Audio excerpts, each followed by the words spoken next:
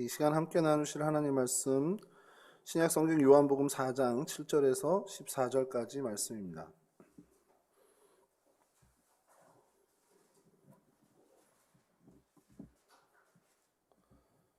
찾으셨으면 저랑 한 절씩 교독하겠습니다. 사마리아 여자 한 사람이 물을 기르러 왔음에 예수께서 물을 좀 달라 하시니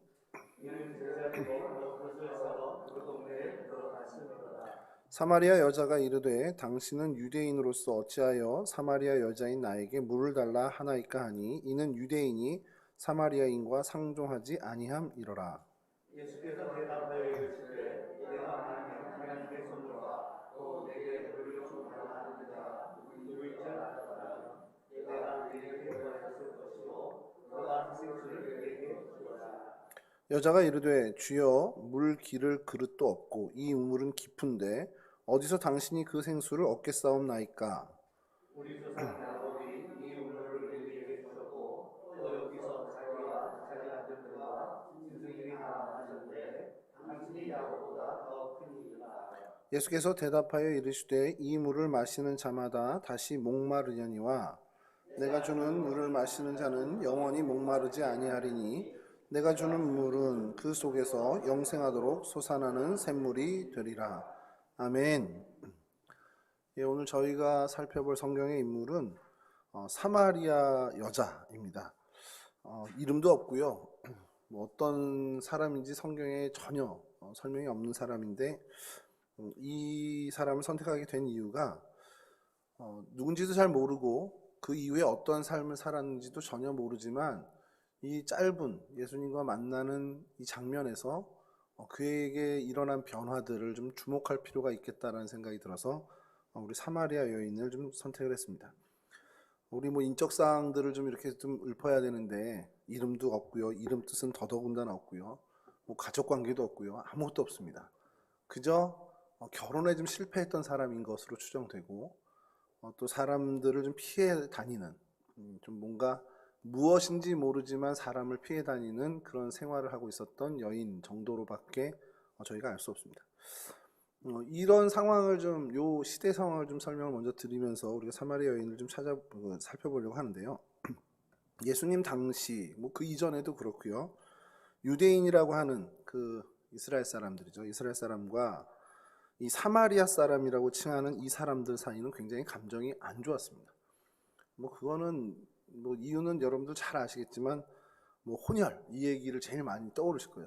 둘이 사이가 안 좋아 그러면 뭐 저기는 아수르한테 멸망된 북이스라엘 사람들이 그 아수르의 혼혈 정책에 의해서 나온 그 후세 사람들이기 때문에 우리 민족이 아니야 이렇게 하는 어떤 순수하지 못하다 유대인이 아니다 그러니까 우리 야곱의 후손들이 아니다라고 생각하는 것 때문에 이쪽에서 그러니까 유대 사람들이 좀 멸시하는 어떤 이런 생각을 좀 하실 텐데 그것만이 다는 아니라는 겁니다. 그러니까 혼혈 민족이 됐기 때문에 그 사람들을 사람 취급 안 했다라는 거 플러스 유대 민족이 이제 남유다죠. 남유다가 망하고 바벨론으로 이제 포로기를 이제 시작하잖아요. 70년간 포로 생활을 한 후에 귀국했습니다. 이제 포로로 끌려가지 않았던 유대인이 여전히 좀 있었고요. 뭐 그들은 길을 피고 살지 못했겠죠. 그리고 그 지역을 장악했던 아까 말씀드렸던 아수르 때 멸망해서 혼혈족으로 남아있던 많은 사람들. 그때 당시 이제 가나안 사람들이겠죠. 그때 그 사람들과 갈등이 심하게 되는데 그 갈등이 뭐냐면 성벽을 재건할 때였습니다. 예루살렘 성벽을 재건하는 그 일이 얘네들 70년 동안 포로에 갔다 오더니 좀 이상해졌네 그러면서 아니 자기네들이 뭔데 70년 떠났으면 끝난 거지 이미 우리가 이렇게 잘 살고 있는데 여기 와서 왜 자기네들 거 다시 재건한다 만다 그래 라고 하면서 그 갈등이 굉장히 깊었습니다. 성경에 등장하는 뭐 느헤미야서나 뭐 에스라 이런 쪽의 그 정도의 갈등은 그냥 굉장히 얌전하게 표현한 거고요. 유대 문헌들에 의하면 거의 뭐 살인도 있었고 방화도 있었고 굉장한 일들이 많이 있었다는 거죠. 굉장히 적대적인 사람입니다.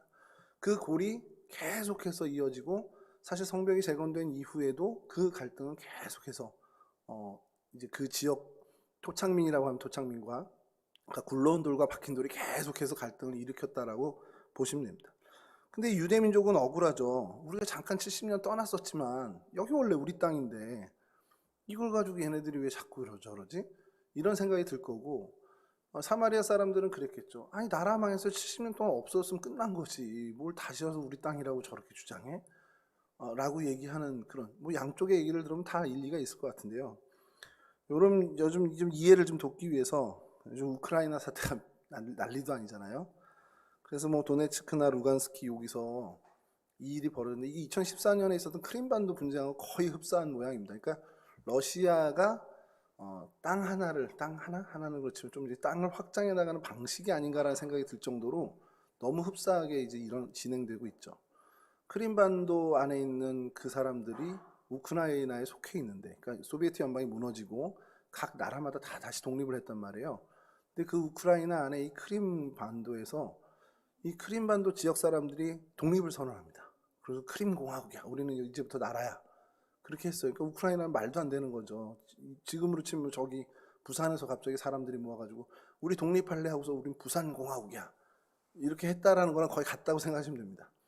자, 그런데 이 우크라이나가 진압을 하려고 하니까 러시아가 아니 무슨 소리야? 우리 러시아 사람들도 있고 치안 유지해야 되겠다 하면서 러시아 병력이 들어가는 겁니다.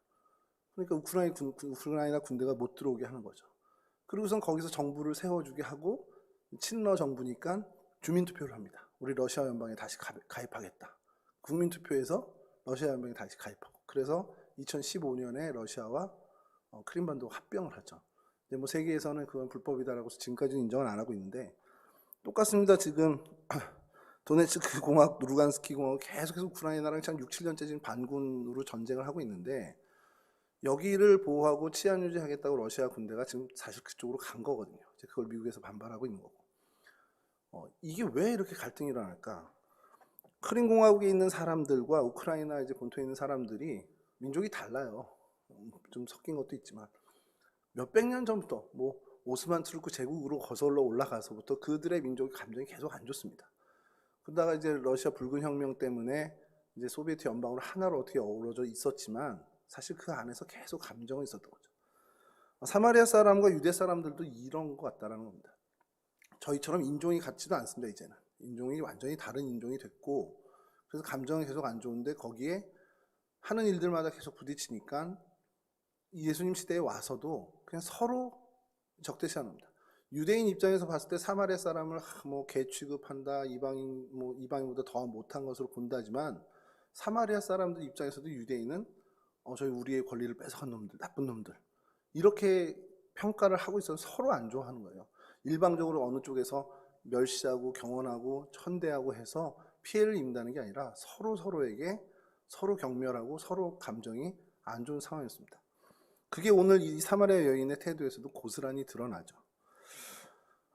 이 유대인 감정이 안 좋았던 이 부분들을 좀 시간이 되면 더 좀 설명을 해드리고 싶은데 오늘 이제 사마리아 사람을 좀 찾아보면 그 장면입니다. 이제 예수님이 사마리아 여인에게 말을 거는 이게 이런 배경에 있다 보니까 사실은 말이 안 되는 일이 지금 벌어진 겁니다. 이 여자의 상식에는 이건 있어서도 안 되고 있었던 경험도 없고 그런 너무 희한한 일이 지금 벌어진 거라고 보시면 됩니다. 무명의 사마리아 여인이 예수님과 만났어요. 사마리아 여인이 예수님을 만나면서 뭔가 좀 변화가 일어납니다. 그리고 계속 살펴볼 텐데 그래서 이 사마리아 여인이 예수님을 만나서 어떤 과정을 거쳐서 바뀌어가는지를 좀 주목하고 싶은 겁니다. 예수님께서 이제 공생의 본격적인 사역을 시작하시고선요. 공생의 시작을 하시고 첫 번째 유월절에 예루살렘에 오셔서 보여준 사건, 중요한 사건은 성전 정화 사건이었습니다. 성전을 청결하게 했죠. 성전을 청결하게 하고 뭐 장사치들을 다 쫓아내고 그리고 그 밤에 니고데모라는 바리새인이 찾아와서 묻고 그에게 거듭남의 비밀을 이야기하죠. 이 이후에 예수님에 대한 소문이 점점점 크게 퍼져나갑니다. 그리고 그 소문은 이제 이전에 있었던 요한을 능가하는 사람이다라는 소문으로 번져갔죠. 그래서 예수님이 베푸는 세례요한이 베푸는 세례보다 예수님이 베푸는 세례가 더 많아졌다, 더 영향력 있다라는 소문이 퍼지게 됩니다. 그러니까 이제 모든 그 메시아에 대한 기대나 이 압제에 대한 어떤 해방을 꿈꾸는 이스라엘 사람들, 유다 사람들이 세례 요한에게 가졌던 관심이 예수님께로 이제 옮겨가는 그 시점인 거죠. 그러면 여러분 그 민족들, 그 민초들만의 생각이 그리로 간 것이 아니라 주목하는 또 다른 세력이 있죠. 기득권을 갖고 있었던 종교 지도자들과 바리새인들 역시 세례 요한이 아니라 예수라는 사람이야? 라면서 그쪽으로 또 신경을 쓰는 것을 이제 시선이 옮겨져 가는 그런 상황이었습니다. 그리고 그거는 긍정적인 시각이기보다는 뭐 신경을 곤두세우고 보는 어떻게 보면 부정적인 시각이었겠죠. 그러다 보니까 예수님이 예루살렘에 좀 더 머무실 수가 없게 된 거죠. 그래서 저 북쪽 갈릴리로 올라가시기를 작정하시고 길을 떠나게 됩니다. 그때 예수님께서 어떤 특별한 의지가 있었던 것 같아요. 그래서 사마리아를 굳이 통과하려고, 그 원래 통과하는 길이 아니거든요. 갈릴리로 갈 때 이렇게 우회해서 사마리아 지역을 벗어나서 갈릴리로 가셔야 되는데 뭔가 의지를 갖고 사마리아 길, 그 길을 통과하려고 했다는 거예요. 그것이 오늘 본문 바로 이전까지의 상황입니다. 그리고 사마리아의 수가라고 하는 동네에 야곱의 우물이라고 일컫는 그 우물가에 앉으셨어요. 그리고 제자들로 하여금 그 동네에 가서 먹을 것 좀 구해오라고 보내신 상황입니다. 그리고 그 상황에서 굉장히 특별한 만남. 그러니까 우리가 성경 볼 때는 그냥 만나서 얘기한 거네 라지만 당시의 시대 상황, 이 사마리아 여인이 적어도 이 사마리아 여인이 갖고 있던 시대의 상식에는 전혀 있었던 적도 없고 있어서도 안 되고 앞으로 일어나지도 않을 일이 벌어지게 된 거죠. 예수님을 만나기 전에 이 사마리아 여인 뭐 우물가에 와서 뭐 물을 길어가는 아주 일상적인 삶을 살았던 사람입니다. 그 야곱의 우물이라고 하는 곳에 이제 앉아 계신데 한낮이에요. 그러니까 유대 시간으로 6시경이라니까 우리로 치면은 12시 정오였을 겁니다. 근데 뭐 우리가 잘 알고 여러분들 많이 들어보셨겠지만 이 한낮에 이 중동 지방 이 뙤약볕 때문에 물 길러 나오는 사람이 없다라는 겁니다. 뭐 물론 예수님이 그늘에 앉아 계셨겠지만 물을 길러서 이 구간은 그 한낮에는 잘 안 하고 우리 시간으로 저녁 6시쯤에 이렇게 보통 와서 물을 기르는 게 보통의 일상이고 상식이라는 거죠. 그런데 오늘 이 본문에는 그 한낮 유대 시간 6시경에 한 사마리아 여인이 물을 기르러 왔다라는 겁니다. 뭐 그것만으로도 좀 비상식적이긴 한데 그래서 이 여인이 한낮 정오에 물을 길러 와서 물을 기르려고 할 때 예수님이 말을 걸어요. 이게 기가 막힌 상황이라는 겁니다. 말씀드렸듯이 유대인과 사마리아인은 서로 경멸하고 상종하지 않습니다. 그러니까 이 여인이 당연히 그런 생각에 유대 남자가 말을 거니 이제 쏘아붙이는 겁니다. 당신 유대인인데 왜 사마리아 여자 나한테 물 달라고 합니까? 왜 추근덕거립니까? 라는 그런 태도로 말을 하는 거죠. 그러니까 황당하기도 하고 기분도 나쁘고 나 언제 봤다고 나한테 이렇게 말을 걸지? 그리고 나한테 물을 달라는 건 또 무슨 경우냐? 그리고 유대인인데 왜 나한테 말을 걸어? 이런 그가 갖고 있던 온갖 상식은 하나도 맞지 않는 일을 되뇌이면서 그렇게 쏘아붙인 거죠.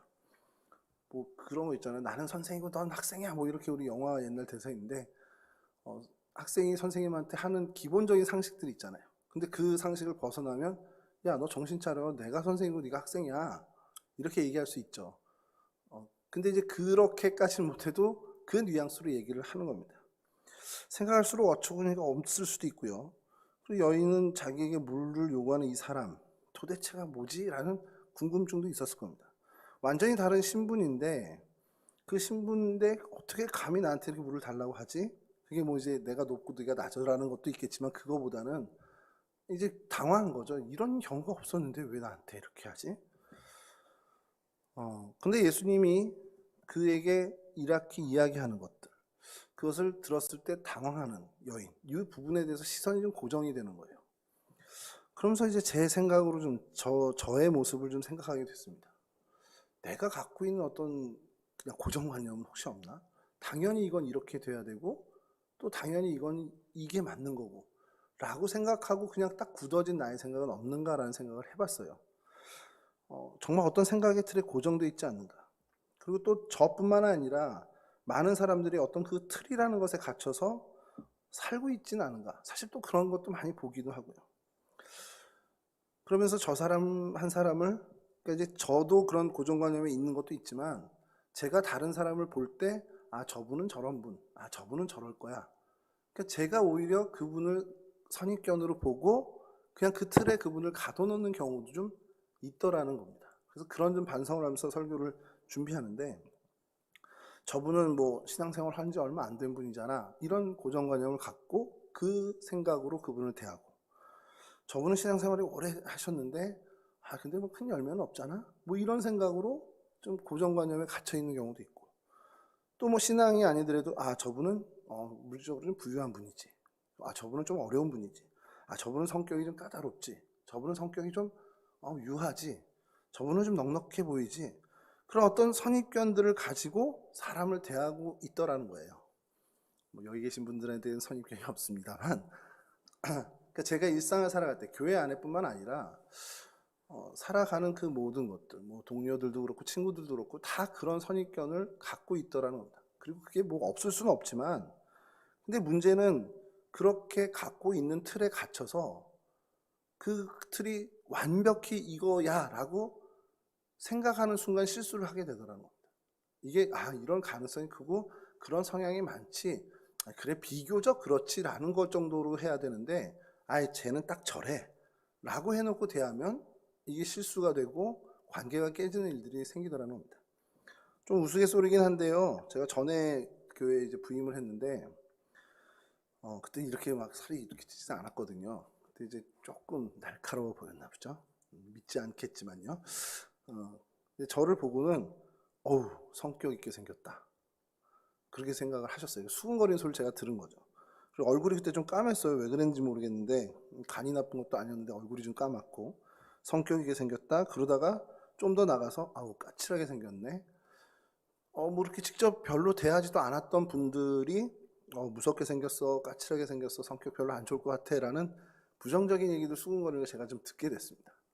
근데 뭐 가서 뭐 붙잡아 놓고 아니에요 그럴 수도 없고, 근데 있는데 뭐 얼마 안 지나서 저보다 좀 더 뚱뚱하고 좀 더 무섭게 생기고 저보다 좀 더 까만 사람이 부임을 했습니다. 부목사가 부임했더니 저에 대한 얘기가 이제 달라지는 거예요. 그래서 다시 보니까 부드럽게 생겼네, 다시 보니까 좀 그렇게 까맣진 않네. 여러분, 생각은요 계속 바뀌죠. 어떤 상황이 닥치고 그 상황 플러스 지금 이 모습을 이렇게 같이 되면, 버무려지면 갖고 있던 생각들은 되게 바뀝니다. 그러니까 우리의 생각이 굉장히 유동적이에요. 그러니까 내가 지금 갖고 있는 이 생각이 언제고 바뀔 수도 있는 생각이다라는 것을 인지하고 살아가는 것과 쟨 저래라고 하고선 그 여지를 전혀 주지 않는 그런 삶과는 굉장히 큰 차이가 날 수밖에 없다는 겁니다. 오늘 이 사마리아 여인을 좀 주목하는 것은, 이 여인이 주님을 만나고 그 대화 중에 자신이 갖고 있던 선입견을, 그리고 선입관을 조금씩 바꿔가는데, 그거는 바꿔 얘기하면 그가 갖고 있던 선입관이 완전한 고정, 정말 뭐 난공불락의 그런 선입관이 아니었다라는 것을 좀 우리가 알 수 있다는 겁니다. 여러분, 선입관을 갖게 되면 우리가 정말 봐야 할 것을 못 보게 되는 경우가 많죠. 사람을 경계하게 만들고요, 있지 않은 것을 가지고 더 씌워서 생각하면서 오히려 걱정하고 우려하고 있지도 않은 그런 것들에 대해 상상하면서 대비를 하게 됩니다. 시간이 잘 지나서 그리고 관계가 다시 잘 형성되고 나면 분명히 다 걷어져가고 없어질 것들인데, 근데 여러분, 저도 제가 인생을 그렇게 길게 안 살았지만 저도 살면서 그것을 느꼈는데 이것을 계속 반복하더라는 거예요. 제가 지난 50년간 그렇게 살면서 맞아, 쟤 처음 봤을 땐 그랬지만 친해지고 나니까 얼마나 좋은 친구야 라는 것을 수도 없이 반복했음에도 불구하고 여전히 새로운 사람을 만나면 경계하고, 쟤는 어떨까, 쟤는 나를 해하려고 하는 거 아닐까, 이런 어떤 생각들을 우리는 갖고 있다는 겁니다. 물론 그것은 우리 인간이기 때문에 가능해요. 뭐 정말 겁이 많고 우린 연약한 존재이기 때문에 사실 두려움이 많아서 뭔가를 수용한다라는 게 쉽지는 않습니다만, 적어도 우리가 주님을 만나고 주님이 나를 인도하시는 분이다라는 확신을 갖고 산다면, 이 이후에 만나는 모든 만남 속에, 그리고 상황 속에 그런 모든 것들이 주님께서 허락하신 것이라는 전제를 가지고 우리가 좀 대할 필요가 있다는 겁니다. 예수님을 만나기 전 이 사마리아 여인은 그 틀에 갇혀 있었지만, 그래서 예수님이 요청하는 것이 정말 이상하고 상식적이지 않고 정말 도무지 뭐 정말 뭐 수용할 수 없는 그런 것들이고 그래서 반문을 한 것이지만 예수님과의 그 대화를 통해서 이 틀이 깨어지고 예수님이 말을 거시는 그 모습에 대해서 궁금증을 갖게 되고 그래서 예수님을 깊이 만나게 되므로 그의 선입견이 깨지면서 그는 완벽하게 변화되는 변화를 맛보게 됩니다. 예수님은 항상 그런 분이셨죠. 우리 사마리아 여인을 이렇게 찾아간 것처럼 어떤 틀 속에 갇혀 있는 사람들에게 찾아가십니다. 죄인들에게도 가셨고요. 세리들에게도 가셨고 어부에게도 그렇게 가셨죠. 이것은 뭘 얘기하냐? 우리도 그런 주님을 닮아가고 그 걸음을 따르라는 얘기입니다. 우리 그리스도인도 사실 그런 사람이 돼요. 그러니까 찾아가야 되고 그 관계를 넓혀가고 그 관계를 회복하고 뭐 용서 구할 거 있으면 구하고 칭찬할 거 있으면 칭찬하고 사과할 거 있으면 사과하는 계속해서 찾아가는 그런 모습을 저희도 가져야 한다는 겁니다. 왜냐하면 그렇게 될 때 생명의 역사가 일어나게 된다는 겁니다. 그리고 그 생명의 역사가 일어나는 현장에 그렇게 헌신하는 사람만이 생명의 도구로 쓰임을 받을 수 있다는 것을 주님이 사마리아 여인과의 만남을 통해 저에게 교훈하고 계시다는 것이죠. 예수님을 만나서 대화하게 되면서 이 여인의 태도가 조금씩 바뀌는데요.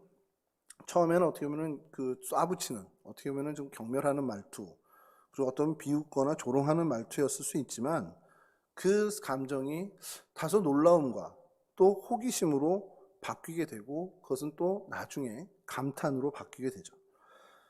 자신을 감싸고 있었던 그 보이지 않는 틀에서 사실상 벗어나게 됩니다. 자신을 안전하게 지켜준다고 생각했던 그 태도, 뭐 움츠리는 삶, 나약했던 삶, 이제 그런 삶에서 힘 있는 삶으로 바뀌어가는 것을 이제 우리가 발견하게 되죠. 예수님과 이 사마리아 여인 대화가 어떤 대화인지 그것만 좀 잠깐 살펴보면요. 예수님이 여인에게 말하죠. 요한복음 4장 10절입니다. 예수께서 대답하여 이르시되 네가 만일 하나님의 선물과 또 내게 물 좀 달라 하는 이가 누구인지를 알았더라면 네가 그에게 구하였을 것이요 그가 생수를 내게 주었으리라. 지금 물을 요청하는 사람, 이 사람에 대해서 네가 바로 안다면 오히려 물을 요청할 거는 예수님이 아니고 너다라는 것을 얘기하는 거죠. 그러면서 지금 황당한 얘기를 하시는 거예요. 이 여인이 근데 또 그렇게 얘기를 합니다. 여기 기를 그릇도 없고 이 물은 깊은데 무슨 물을 줍니까? 당신이 나한테 무슨 물을 줍니까? 이렇게 하는 거죠.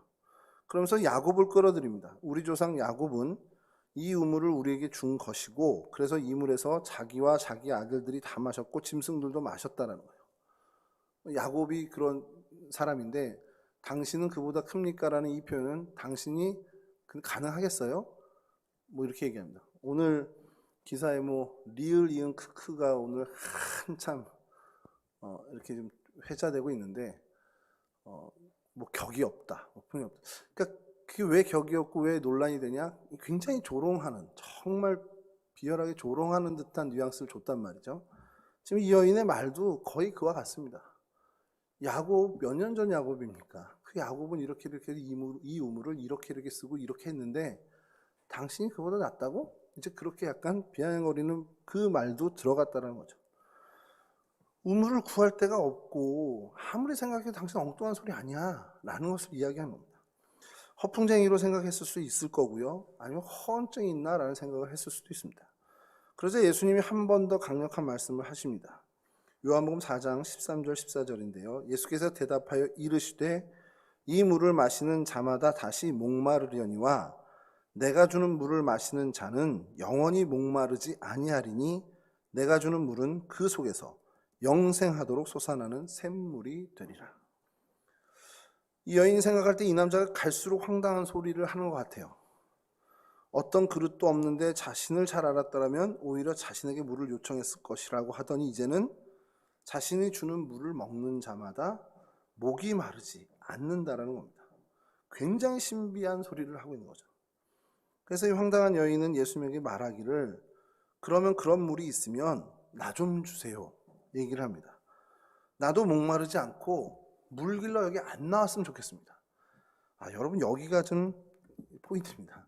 이 여인의 진짜 삶의 제일 큰 숙제는 나 이 한낮에 이 뙤약볕에 물길로 나오지 않았으면 좋겠다라는 게 이 인생의 사실은 제일 큰 로망이라는 거예요.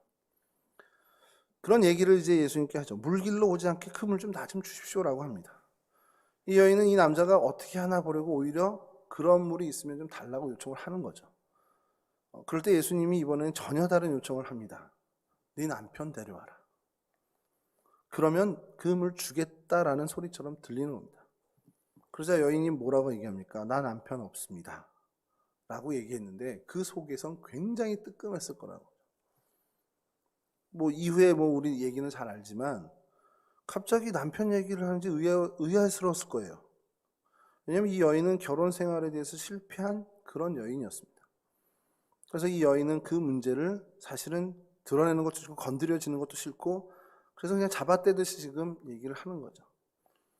대화의 주제가 자기 가정으로 들어가는 것, 자기의 결혼 생활로 들어가는 것 자체가 싫은 겁니다. 되게 어떻게 보면 꺼려지는 일이죠. 그래서 딱 잘라 말한 것이 나 남편 없어요 라고 얘기합니다. 이 부분에 대해서 좀 생각이 든 것이 살고 있는 사람이 있었단 말이에요. 우리 이후에 그 얘기를 우리 진행된 얘기를 들어보면 근데 남편 없어요라고 해서 이 얘기는 뭐냐면 있다고 하면 또 얘기가 이어질 거 아니에요. 남편 어디 갔고요. 지금 뭐해서 바쁘고요. 근데 없어야 그냥 끝나는 거예요. 거기서 모든 얘기들이. 이 부분에 대해서 좀 생각을 한 것이 이게 뭐 이제 저를 이제 살피는 거죠. 나는 그런 거 없나?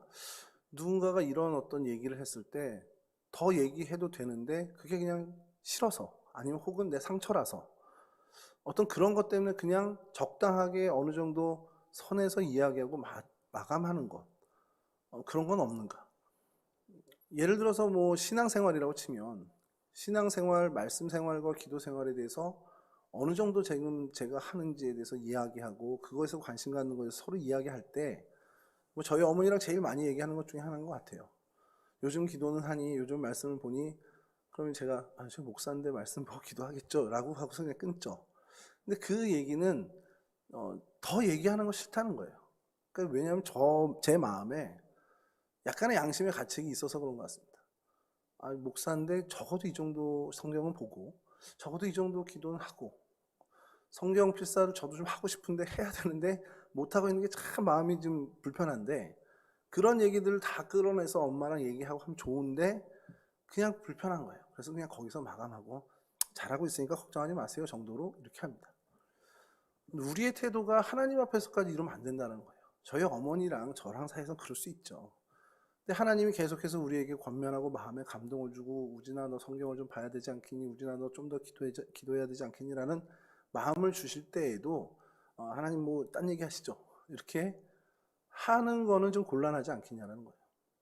예수님께서는 지금 이 여인의 가장 문제가 되는 그 상처가 되는 그 결혼생활, 가정, 관계 이야기를 하고 싶은데 이 여인은 딴 얘기 하십시오 하고서 남편 없습니다라고 얘기한 거나 마찬가지라는 겁니다. 이 여인이 오늘 저의 모습이 아닐까. 하나님과의 기도하고 하나님과 내 정말 이 이야기들 나의 지금 삶에 정말 필요한 것들을 이야기하고 오늘 제가 사무실에서 계속 모니터 있으면 좋겠다 모니터 하나 샀으면 좋겠다 계속 그러고 있었거든요. 근데 기도는 못했어요. 하나님 모니터 하나 주세요. 여기는 못한 게 양심이 있어서 그런 얘기들은 막 하는데 정작 하나님이 우진아 진짜 너의 문제는 이건데 나랑 얘기 좀 하자 할 때 하나님 좀 우리 모니터 얘기하시죠 하고서 돌릴 수 있는 그런 모습들이 저한테 너무 많다라는 겁니다. 근데 이게 저만의 문제겠느냐라고 한다면 또 그렇지는 않은 것 같아요. 많은 분들이 정말 내가 해결 받아야만 되는 하나님 앞에서 정말 어쨌든 좀 최대한 빨리 해결받으면 좋은데 그 일들을 자꾸 미루고 있는 저희들의 모습을 발견하게 된다는 겁니다. 예수님이 책망하는 게 아니잖아요. 네 남편 데려와라 라는 것이 너 남편 있어? 이렇게 뭐 놀리는 것도 아니고요. 책망하는 것도 아닙니다. 너 결혼 생활 그렇게 해서 실패했지 이것도 아니에요. 너 그게 상처지 여기서 회복하자. 이제 그거 해결하자. 그 얘기를 하시는 건데 우리는 지레짐작으로 너무 큰 그것을 상처로 갖고 있다 보니까 언급되는 것 자체도 싫고 생각나는 것 자체도 싫어서 자꾸 그것을 막는 방어 기질을 발휘하는 것이라는 거죠. 예수님이 얼마나 참 상냥하시냐면요. 남편 없습니다 하면은 그냥 따끔하게 너 왜 거짓말을 이렇게 하면 좋으신데 그러지 안 하고 그 말씀에 책망이 전혀 들었지 않아요. 그냥 아 그래 네 말이 맞구나. 너 5 있었고 지금도 네 남편은 아니니까 네 말은 맞는 말이긴 하네 라고 얘기하시는 겁니다. 그러자 이 사마리아 여인이 완전히 충격을 받은 거죠. 지금 같이 사는 이 남자가 내 남편이 아닌 걸 어떻게 알까라는 거예요. 이게 내 상처고 내 컴플렉스인데 이걸 어떻게 이렇게 정확히 아실까? 이제까지 이야기가 황당하고 얼토당토하는 이야기였는데, 그리고 나를 현혹시키는 것 같은 이야기였는데, 내 가장 깊은 곳에 그 이야기, 내가 정말 만져줘야 되고 회복되어져야 할 그 이야기를 만든 이 유대 남자는 도대체 누굴까라는 것으로 태도가 완전히 전환되게 됩니다. 예수님을 대하는 태도가 완전히 바뀌게 됐죠. 그러면서 하는 이야기, 그가 할 수 있는 최상의 칭찬입니다. 당신 하나님입니다. 이걸 하면 좋은데 그렇게까지 아직 안 되고, 내가 보니까 당신 정말 선지자군요. 당신 진짜 하나님 사람이군요 라는 이야기를 하는 겁니다. 이제 예수님을 낯선 유대 남자로 보는 게 아니라 정말 특별하신 하나님의 특별한 선지자로 보게 된 것이죠. 하나님으로부터 사명을 받은 선지자가 아니고서야 나의 이 문제를 이렇게 들여다보고 어떻게 보면 터치하는 사람은 있을 수 없다는 것을 깨닫게 된 겁니다. 이 여인이 이제 화제를 돌려서 예수님에게 정말 참 궁금했던 그의 질문을 합니다. 그 첫 번째 질문이 예배였어요. 어디서 예배하는 게 맞냐? 여러분, 이게 우리의 관심이 이렇습니다. 우리는 어디, 뭔데 이런 얘기 하는데요. 주님의 대답은 뭡니까? 예배 장소 중요한 거 아니야. 예배하는 사람이 영과 진리로 예배하는 것, 이게 중요한 거야. 이 얘기를 하는 거죠. 여러분, 이거 근데 여기서 조금 제가 잠깐 곁길로 나가면 예배하는 장소 중요한 거 아니야 라고 얘기를 주님이 하셨다고, 야 그럼 교회 안 가도 예배도 안 가도 되겠네, 뭐 집에서 다 온라인 예배 드리자, 이 얘기를 하는 게 아닙니다. 그 얘기가 아니고요, 우리가 더 중요한 것을 잡지 못고 관심 갖지 못하고 부수적인 것들의 시선을 뺏겨서 정작 놓치지 않아야 하는 것들을 자꾸 놓치는 그것을 경계하는 거죠. 예배에 있어서 제일 중요한 건 자리도 뭐 중요하죠. 뭐 모여서 예배하고 예배당도 뭐 우리가 잘 꾸미고 하는 건 중요합니다. 근데 그 꾸미는 이유가 뭡니까? 같이 모이는 이유가 뭡니까? 그 예배를 통해 신령과 진정으로 정말 영과 진리로 하나님께 나아가기 위해서 도움될 만한 것들을 다 하는 거예요. 그래서 같이 찬양도 부르고 같이 말씀도 보고, 그 모든 예배의 형식, 예배 하나하나가 정말 영과 진리로 하나님 앞에 나가기 위해서, 그것을 위해서 모든 것을 저희가 준비하는 겁니다. 뭐 이건 됐고요. 어쨌든 이 사마리아 여인이 그렇게 얘기하자 주님이 그렇게 얘기를 하십니다. 그러자 여인이 말하기를요, 메시아 곧 그리스도라 하는 분이 오실 것을 내가 듣고 아는데 그분이 오시면 뭐 이렇게 어떻게 됩니까? 뭐 모든 거 다 알려주시는 겁니까? 이런 얘기를 합니다. 그러자 예수님께서 뭐라고 말씀하십니까? 네가 말하는 그가 바로 나다라는 걸 얘기를 합니다. 내가 그리스도다라는 것을 여인에게 아주 파격적으로 이야기합니다. 그것이 큰 충격, 그 충격을 넘어서 이 여인이 감탄하게 되었죠. 아, 정말 당신이 그리스도셨군요. 이 모든 대화, 그렇게 뭐 성경에서는 길게 나눈 대화로 나오진 않지만 이 대화를 통해서 이제 그가 완전히 새롭게 되는 그러한 일을 맞이하게 된 거죠. 이 말이 정말 그 주님께서 하신 말씀이 그대로 응한 것이, 이제 이 여인에게는 한낮에 나와서 물을 기르는 것이 중요한 게 아니었습니다. 그렇게 안 되게 됐습니다. 그 안에 있는, 그 영혼에 있는, 그 심령 안에 있는 생수의 샘이 주님으로 말미암아 이제 터져버리고, 그래서 흘러 넘치게 된 사람이 됐다라는 것이죠. 진리를 이제 알게 된 사람입니다. 그러자 그 다음에 행동이 바뀌게 되죠. 베드로도 주님께서 부르셨을 때, 그리고 그곳에서 주님의 정말 거부할 수 없는 부르심을 맞닥뜨렸을 때 완전히 그의 태도가 바뀌는 것을 우리가 잘 알고 있습니다. 이제 이 여인에게도 더 이상 우물이 중요한 것이 아니었어요. 물동이를 다 버려두고 동네로 달려 들어갑니다. 그리고 사람들에게 외치기 시작하죠. 내가 정말 놀라운 사람을 만났다. 메시아를 만났다. 내가 야곱의 우물에 물을 기르러 갔었는데 그곳에서 만난 그분이 나의 과거와 나의 상처를 다 치료해 주셨다 라는 것을 이야기합니다. 이게 왜 놀라운 변화냐? 사람들을 피하고 사람들을 외면하고 정말 그 사람들이 없는 시간대에 나와 물을 기르던 완전히 그렇게 사람들과는 담쌓고 살던 사람이 오히려 태도를 바꿔서 사람들을 찾아가서 자기가 맛본 진리를 이야기하기 시작했다는 겁니다. 그 장면을 상상하면요, 얼마나 목소리에 힘이 찼을까. 정말 얼만큼 정말 생기가 돌면서 정말 우리 표현으로 정말 다이나믹하게 얘기했을까라는 생각이 듭니다. 그의 눈빛은 정말 영롱했을 거고요, 그의 몸짓은 정말 힘찼을 거라는 거죠. 많은 사람들에게 가서 한 사람에게라도 더 이 예수를 얘기하고 싶은 그 마음의 동요가 있었을 거라는 겁니다. 그리고 이 우물가로 사람들이 몰려듭니다. 그리고 예수님께서 가르침을 이제 이야기해 주시죠. 이 여인은 사실 이제 그리스도의 증인이 되었다라는 거죠. 이 이후에 이 여인이 어떻게 살았는지는 사실 성경에 전혀 등장하지 않습니다. 어떻게 이 이후에 어떤 전도자가 됐다, 초대교회 어떤 일원이 됐다, 이런 얘기는 하나도 없는데 우리는 그냥 알겠죠. 그냥 알 수 있습니다. 정말 그는 계속해서 주님을 따르는 여인으로 살았을 거라는 겁니다. 이 여인, 이런 여인인데요, 좀 안타까운 게 이름도 안 나오고 후대에 어떤 그의 자손들이 어떻게 됐다 이런 얘기도 참 드라마틱하게 나오면 좋은데 그 여인의 자녀들이 나중에 초대교회 이런 기둥이 되었어 이렇게 하면 참 좋잖아요, 저희 상상으로는. 근데 그런 게 하나도 없습니다. 그 하나도 없는 것도 의미가 있다라는 거죠. 우리가 이 땅에 무명으로 왔다가 무명으로 가는 겁니다. 무명으로 왔다 가는 그 시간 속에 얼만큼 하나님과의 관계, 얼만큼 주님의 그 생명의 도구로서 쓰임 받는가, 거기에 사실 초점을 맞추는 것이 중요하다는 거죠. 한 무명의 여자, 사마리아 여자를 통해서 우리에게 주시는 교훈이 뭘까? 예수님을 만나기 전에 이 여자는 자신의 환경과 자신의 가치관, 그리고 자신의 어떤 그 선입견에 갇혀서 살던 사람이었습니다.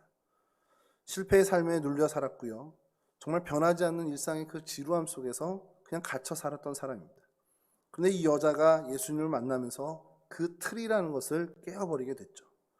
그리고 참 생수가 무엇인지를 알게 됐고, 자신의 과거, 자신의 어떤 그 상처가 무엇인지를 깨닫게 되고, 그래서 정말 하나님께 나아갈 때 어떠한 예배자로 나가야 되는지를 주님으로부터 듣게 됩니다. 그리고 그러자 그 안에서 정말 주님이 말씀하신 것과 같은 생명수가 그 안에서 넘쳐나는 사람으로 변화됐죠. 그 모든 시작이 예수님을 제대로 만나고부터입니다. 그럼 여러분, 우리가 사마리아 여인 같지 않아요. 우리 형편은 다 사마리아 여인처럼 똑같진 않습니다. 근데 중요한 건 우리의 형편과 우리의 삶이 다 다양하지만 우리가 반드시 한 가지 공통점을 가져야 되는데, 예수님을 제대로 만나야 된다는 거죠. 나 20년 전에 만났는데 이럴 수 있어요. 저 신학교 갈 때 만났는데요. 아닙니다. 예수님은 매일매일 우리가 제대로 만나야 된다는 겁니다. 그래야 우리의 삶이 주님 원하시는 삶의 방향으로 갈 수 있습니다. 정말 하루라도 우리가 주님과 어떻게 보면 소원한 관계로 정말 그 시간이 좀 장기간 되면 우리는 죄인이기 때문에요, 우리의 죄의 속성이 우리 안에 있기 때문에 정말 하나님으로부터 자연스럽게 멀어집니다. 여러분, 어떤 사람이요 신앙 떨어뜨릴 수 있는 방법이 뭔지 아세요? 그냥 가만히 놔두면 됩니다. 아무것도 안 해 가만히 놔두면 신앙은 그냥 자동적으로 떨어져요. 하나님부터 멀어집니다. 그게 우리의 죄성이고 우리의 속성이에요. 그래서 정말 우리는 노력해야 돼요. 매일매일 말씀을 가까이 해서 주님을 만나려고 매일매일 기도하면서 정말 하나님을 찾고 하나님과 관계가 정말 긴밀해지도록 매일매일 수고의 땀을 흘려야 되는 게 우리의 인생입니다. 이 사마리아 여인 이 이후에도요, 계속해서 그 하나님을 예배하는, 영과 진리로 예배하는 그 예배자로 살기 위해 애썼을 거라는 거죠.